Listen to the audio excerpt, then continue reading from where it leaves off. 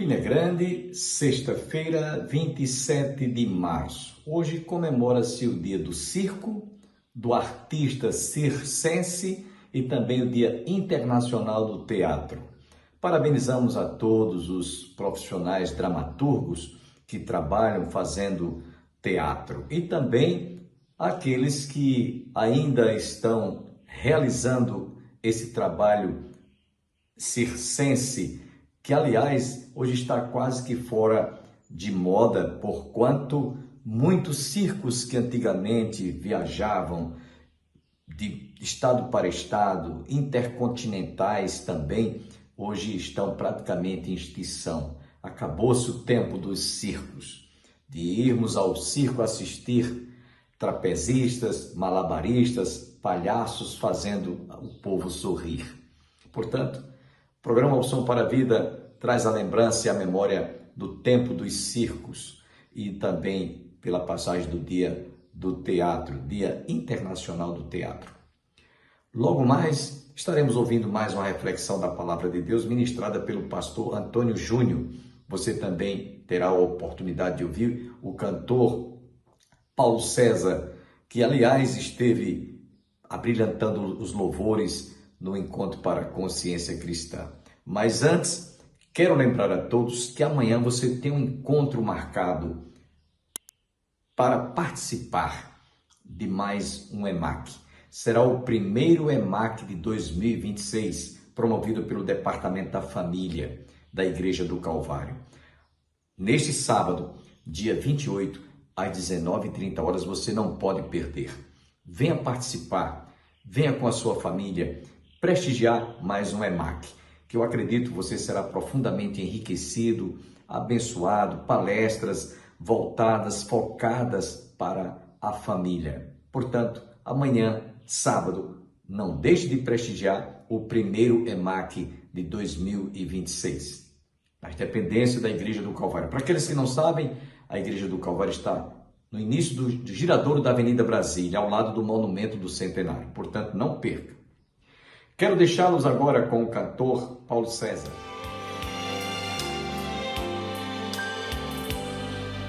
Ó Pai, eu queria tanto ver o meu Senhor descer, vindo me encontrar.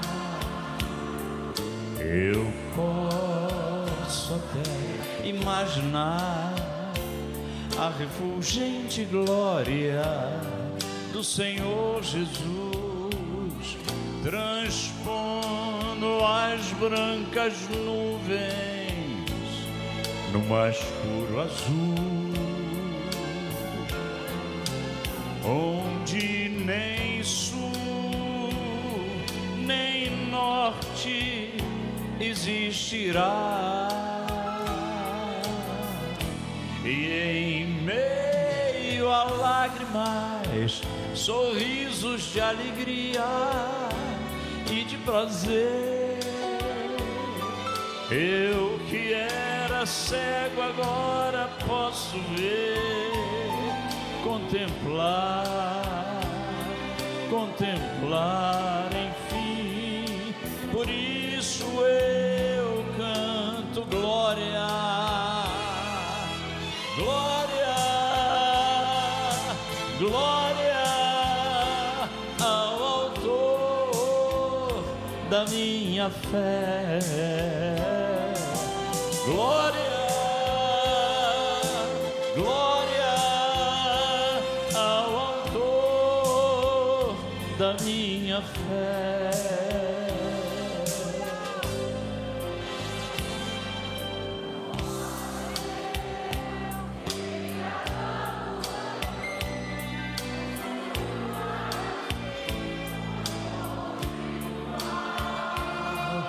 Rever amigos que um dia em Cristo foram feitos meus irmãos, e agora sim podemos dar as mãos, pois temos todos somente só Senhor, e eis o consolo que envolve a minha vida, o meu Senhor Jesus, que foi morto, sim, naquela cruz, voltará, enfim. Por isso eu canto glória,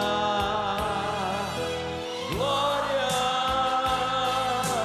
glória ao autor da minha fé. Glória, glória ao autor da minha fé.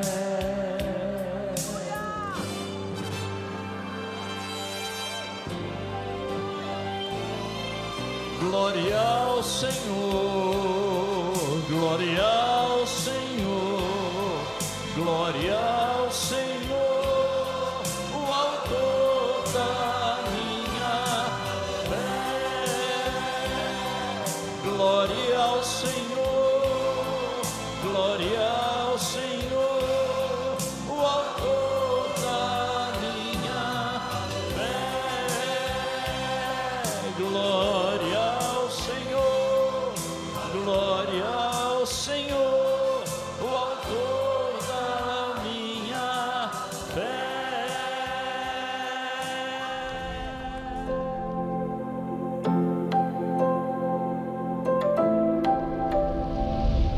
Versículo 1 ao versículo 4 da terceira carta nos diz o seguinte: o presbítero, o amado Gaio, a quem eu amo na verdade, amado, acima de tudo, faço votos por tua prosperidade e saúde, assim como é próspera a tua alma. Pois fiquei sobremodo alegre pela vinda de irmãos e pelo seu testemunho da tua verdade, como tu andas na verdade. Não tenho maior alegria do que esta, a de ouvir que meus filhos andam na verdade. Vamos ter uma palavra de oração, amém? Baixe sua cabeça. Senhor Deus e Pai, mais uma vez nós te agradecemos por esta rica oportunidade e te pedimos que a nossa mente e o nosso coração sejam cativos a entender a preciosidade desse momento de culto, que a nossa mente e o nosso coração possa ser devotada ao Senhor para essa adoração pública e sobretudo que nós venhamos a absorver a Tua Palavra, como assim o já fizemos na leitura, na ministração do louvor e nas orações. Deus, Tu tens o controle de todas as coisas, cremos assim porque revela isso a Tua Palavra. Portanto, não deixe passar mais esse momento como um qualquer outro, mas que tenhamos a consciência de que estamos na Tua presença, de que Tu vais falar, e de que tudo aquilo que acontecer servirá para a nossa eternidade. Essa é a nossa oração, em nome de Jesus. Amém. Seguir a verdade, esse foi o tema proposto para nós essa noite. Lá na primeira carta, nós mergulhamos no significado do amor.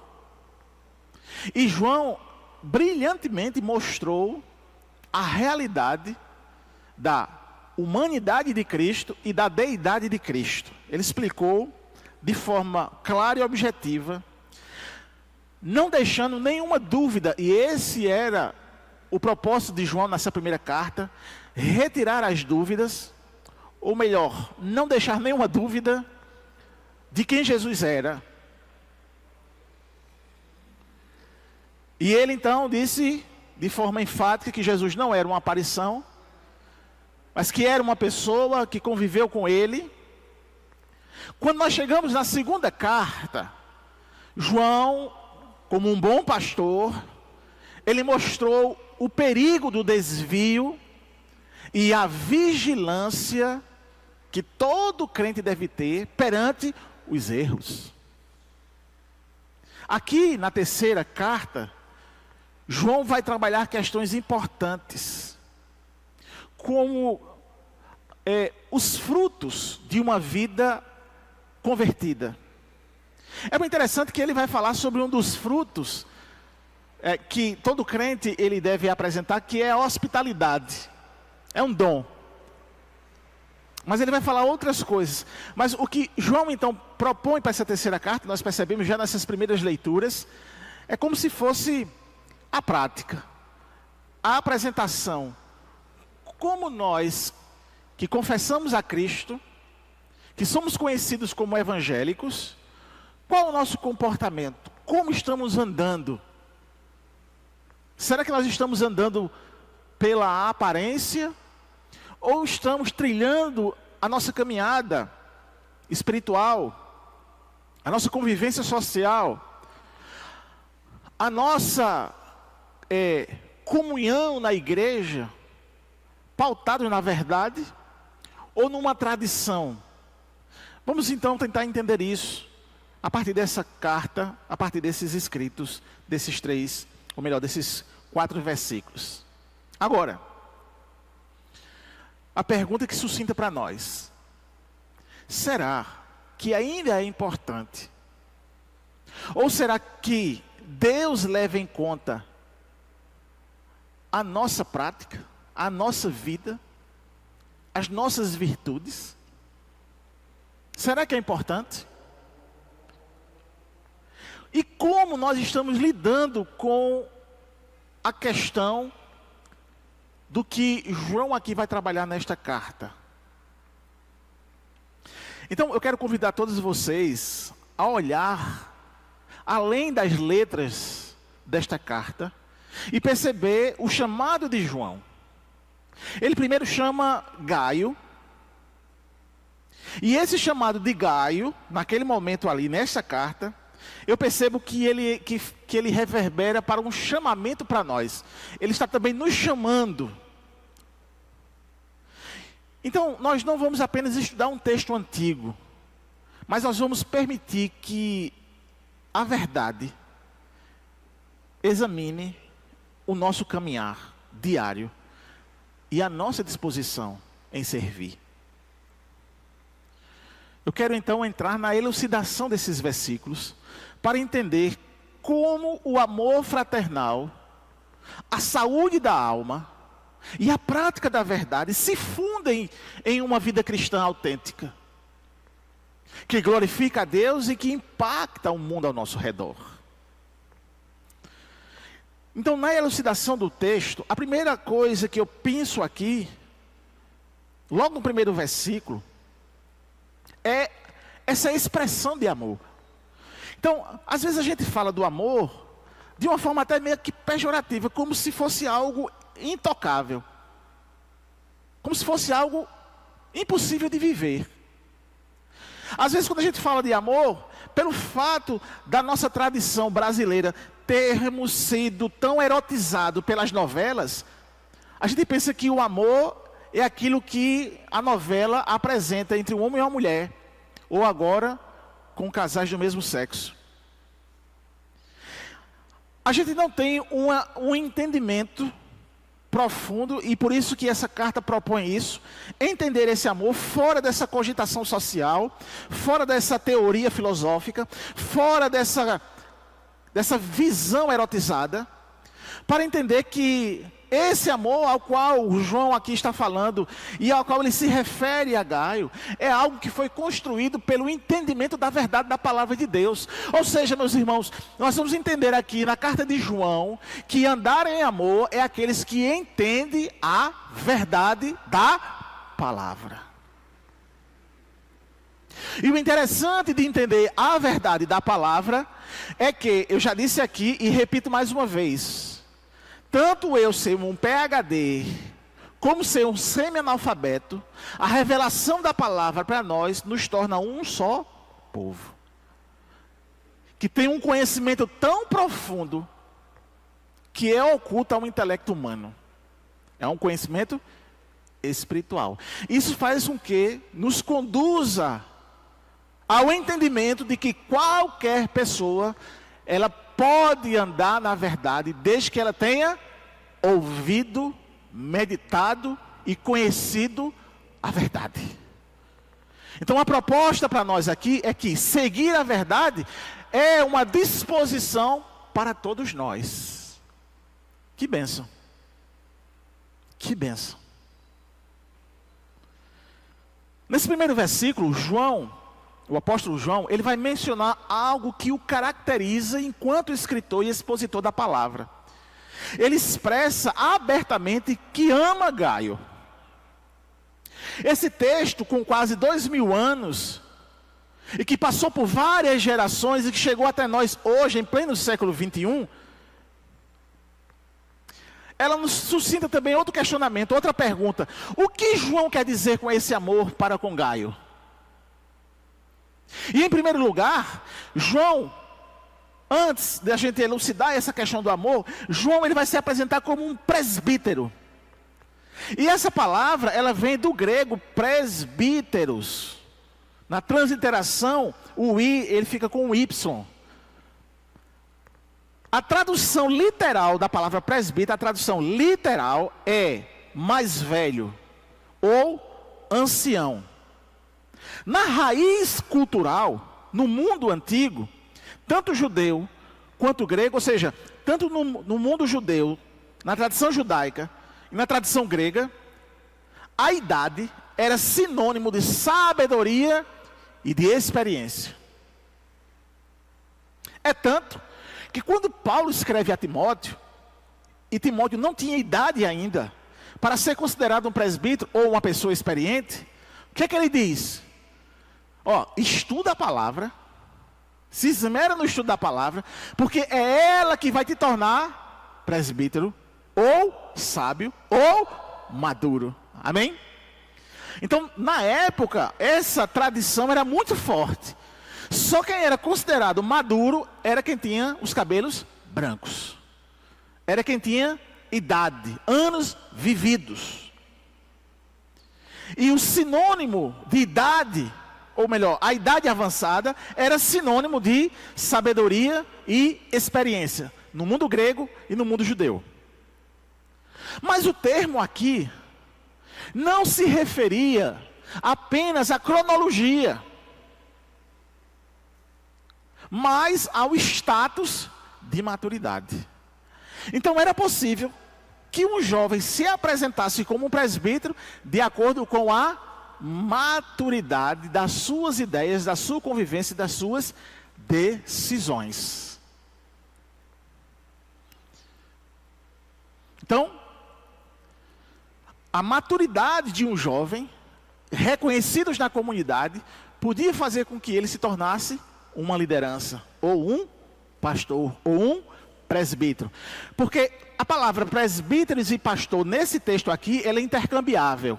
É a mesma coisa. Inclusive, episcopos, também intercambiável com presbítero.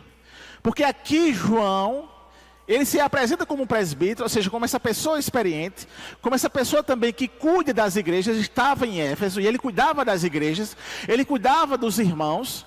Então ele era considerado também como um episcopo, ou um bispo. Mas ele era um dos 12 apóstolos.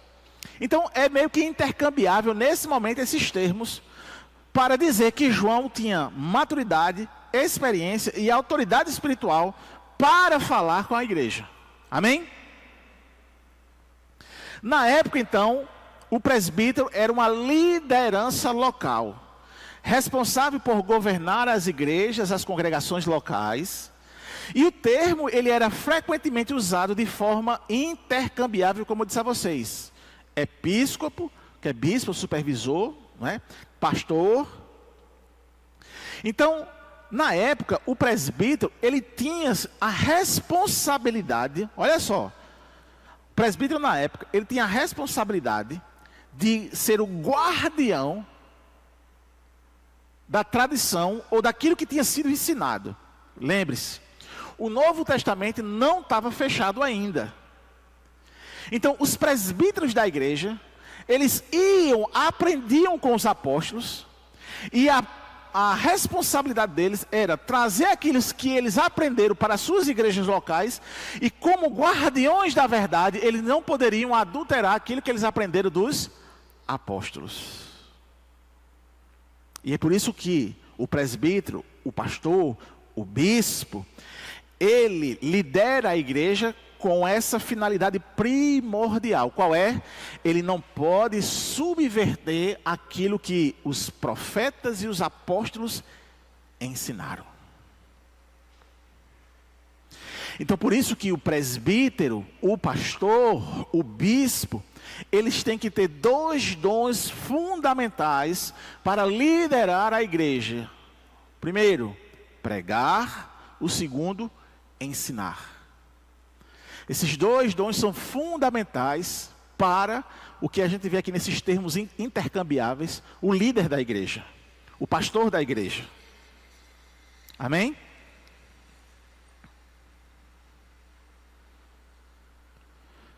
Mas por que João, então, sendo apóstolo, um dos 12, neste escrito ele se identifica como um presbítero?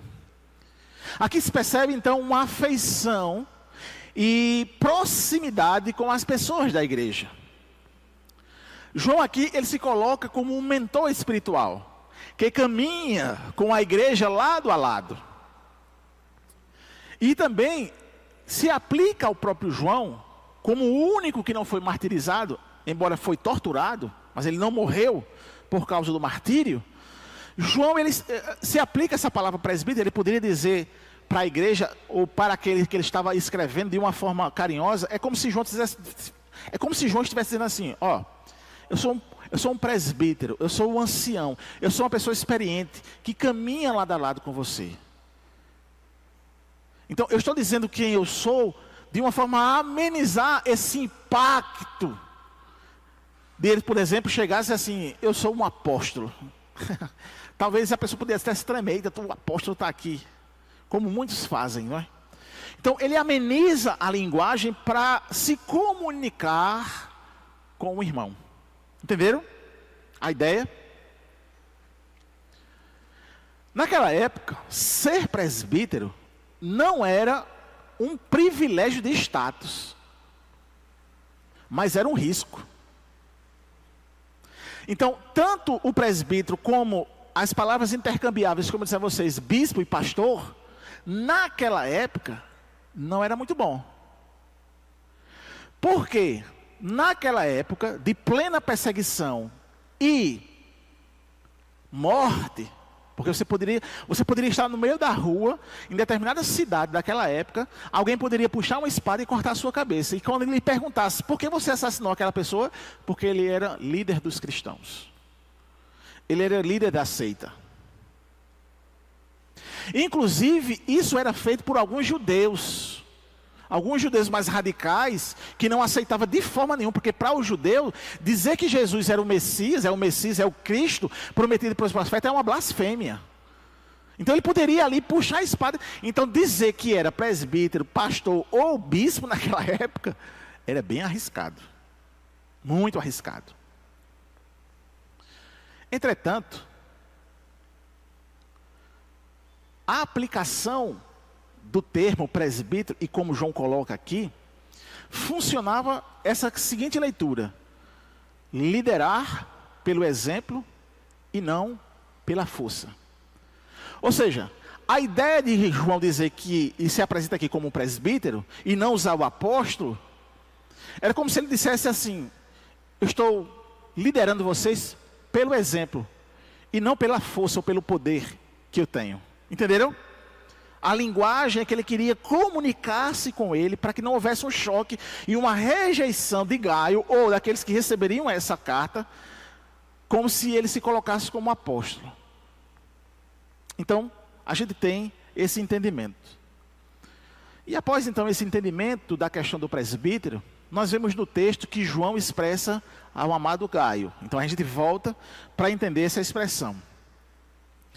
Ele escreve para essa pessoa, o qual ele identifica como um amigo amado, uma pessoa de confiança, Uma pessoa que João conta para o avanço do Evangelho. E aqui nós vemos apenas esse cumprimento educado, né? É uma declaração de comunhão espiritual. É alguém que é amado por Deus e assim, por ele ser uma pessoa amada por Deus, logo ele deve ser amado por João. E o que aprendemos aqui? Algo significativo. Quando eu estava meditando, eu lembrei de algo que eu já comentei algumas vezes com alguns irmãos. E talvez isso aconteça com a sua vida também. Quando a gente faz as nossas viagens missionárias, e é interessante, ou alguma outra viagem que a gente faz, a gente encontra uma pessoa, um crente pela primeira vez, ou visita, vai numa casa pela primeira vez, em outra cidade, ou é recebido na casa de alguém. Você já teve aquela sensação de que é como se você conhecesse aquela pessoa há muito tempo?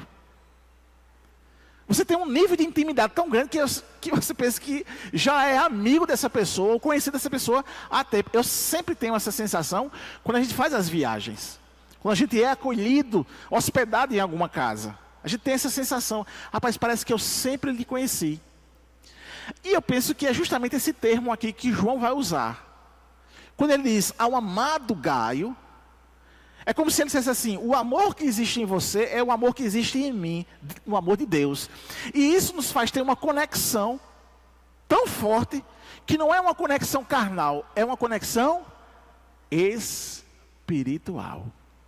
Vamos ficar devendo a continuidade desta palavra ministrada pelo pastor Antônio Júnior na próxima segunda-feira, se Deus assim nos permitir. Mas antes, devo lembrar mais uma vez que neste sábado, dia 28, às 19h30, você tem um encontro marcado para participar do primeiro EMAC de 2026 nas dependências da Igreja do Calvário.